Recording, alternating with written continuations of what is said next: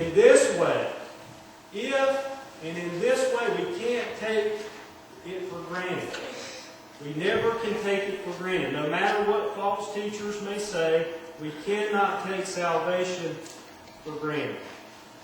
Matthew chapter 7, Jesus said in verse 21, "Not everyone who says to me, 'Lord, Lord,' will enter into the kingdom of heaven, but only the one who does the will of my Father in heaven."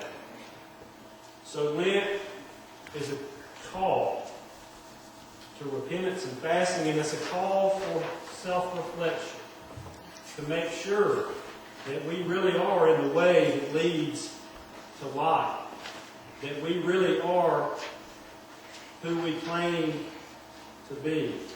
Jesus also says this, when Peter's concerned about being fruitful as Peter's concerned, I want to make sure that you're fruitful. Jesus said this in the Sermon on the Mount in Matthew chapter 7, just a couple of verses before 21 that I just read. He said, "Every tree that does not bear good fruit is cut down and thrown into the fire."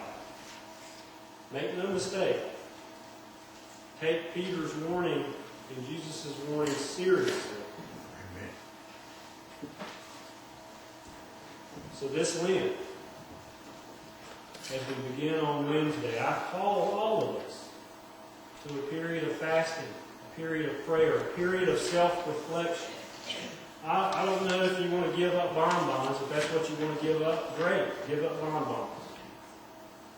You think about areas of what you need to do. Think about what I need to do. Think about areas of my life where I need to grow in the grace and knowledge of Jesus Christ. Amen. Where do I need to grow?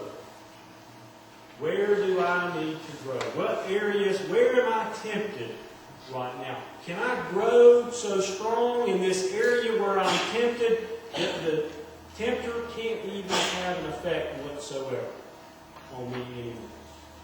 Lent is not about self-denial so we can just feel bad about ourselves. Lent is a period of accelerated growth in the grace and knowledge of our Lord Jesus Christ in holiness. A period where we intentionally, each and every day, reflect upon ways in which we can grow and how we can take advantage of the things that God has given us. Because He has, brothers and sisters, as Peter said, He has given us all things that we need. He's given us everything that we need for life, true life, and true godliness. And for that we give Him all the praise and all the glory. Because He has not left us hopeless. He has provided us with all that we need. In the name of the Father, Son, and Holy Spirit.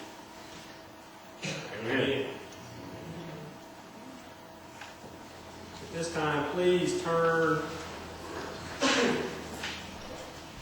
in your hymnal.